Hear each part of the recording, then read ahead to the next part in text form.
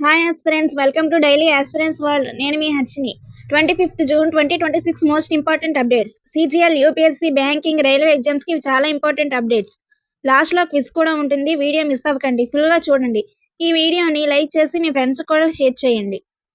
VOC port green సముద్ర అభివృద్ధికి ఆదర్శంగా నిలిచి 45% కార్బన్ ఉద్గారాలను తగ్గించింది. సర్బానంద సోనోవాల్ నేతృత్వంలో పోర్ట్లో విద్య, గ్రీన్ ఎనర్జీ, డిజిటల్ మార్పు రంగాల్లో 6 కొత్త కార్యక్రమాలు ప్రారంభమయ్యాయి. VOCPA సస్టైనబిలిటీ రిపోర్ట్ 2026 మరియు IIM Calcutta hydrogen city case study విడుదలయ్యాయి.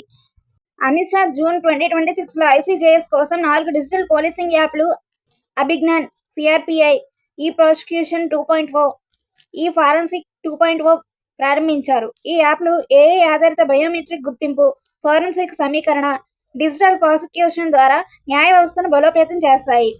FIR నుండి తీర్పు వరకు 3 సంవత్సరాల్లో న్యాయ ప్రక్రియ పూర్తి చేయడమే దీని లక్ష్యం. అదనంగా NAFED ఈ-ఆక్షన్ పోర్టల్, NAFX.in మరియు ఇతర డిజిటల్ కార్యక్రమాలు కూడా ప్రారంభించబడ్డాయి.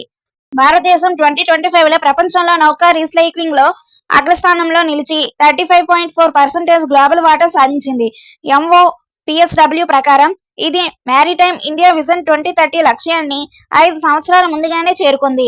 Ship breaking credit note scheme ద్వారా ఆధునీకరణను 53.5 కోట్లు మద్దతు అందించబడుతుంది. అలాంగ్ సిస్యాయార్డ్ గుజరాత్లో ప్రపంచంలోనే అతిపెద్ద షిప్ రీసైక్లింగ్ హబ్గా విస్తరించబడుతోంది.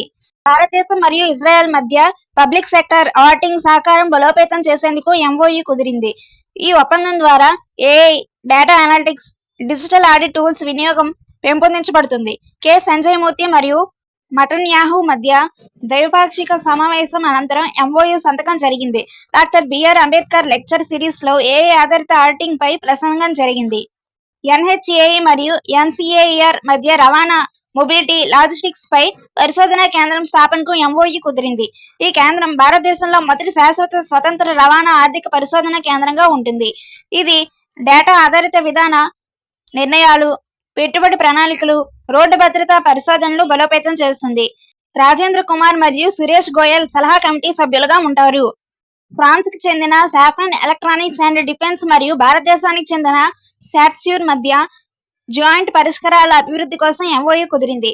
ఈ భాగస్వామ్యం ద్వారా ఉపగ్రహ చిత్రాలు, AI మోడల్స్, ఇంటెలిజెన్స్ సిస్టమ్స్ సమన్వయం చేయబడుతుంది. ఇది రక్షణ, పర్యావరణ, మౌలిక సదుపాయాల భద్రత, ఇంటెలిజెన్స్ కార్యకలాపాలు బలోపేతం చేస్తుంది. ఈ కార్యక్రమం France India year of innovations లో భాగంగా నిర్వహించబడుతుంది. QS world future skills index 2027లో భారతదేశం ప్రపంచవ్యాప్తంగా 13వ స్థానంలో నిలిచింది. భారతదేశం దక్షిణ ఆసియా ప్రాంతంలో 1వ స్థానం పొందింది మరియు టాప్ 15లో ఏకైక దేశంగా నిలిచింది. AI ఆర్థిక సిద్ధతలో భారత్ బలమైన ప్రదర్శనతో వేగంగా ఎదుగుతున్న ఆర్థిక వ్యవస్థగా గుర్తించబడింది. అమెరికా, ఆస్ట్రేలియా, యునైటెడ్ కింగ్డమ్ వరుసగా టాప్ 3 స్థానాల్లో ఉన్నాయి. భారత రిజర్వ్ బ్యాంక్ RBI 2026లో ట్రెడ్స్ మార్గదర్శకాలు విడుదల చేసింది. ఇది MSME విక్రేతల ఆన్బోర్డింగ్ ప్రక్రియను సులభతరం చేయడమే లక్ష్యం. ట్రెడ్స్ ప్లాట్ఫామ్ ద్వారా MSMEలు తమ ఇన్వాయిస్లను బ్యాంకులకు వేలం వేసి తక్షణ నగదు పొందగలరు. ఈ మార్గదర్శకాలు ఆపరేషన్ సామర్థ్యాన్ని పెంచి MSME ఫైనాన్సింగ్ ను ప్రోత్సహిస్తాయి. జూన్ 2026లో ఎలక్ట్రానిక్స్ మరియు సమాచార సాంకేతిక మంత్రిత్వ శాఖ చండీగఢ్ యూనివర్సిటీ విద్యార్థులకు ఇండియా AI ఫెలోషిప్ అందించింది.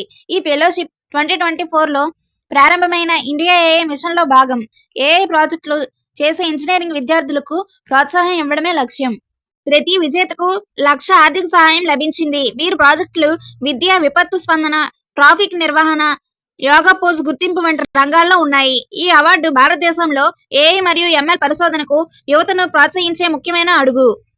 క్విజ్. ఈ క్వశ్చన్స్ కి ఆన్సర్స్ ని కామెంట్స్ లో చెప్పండి.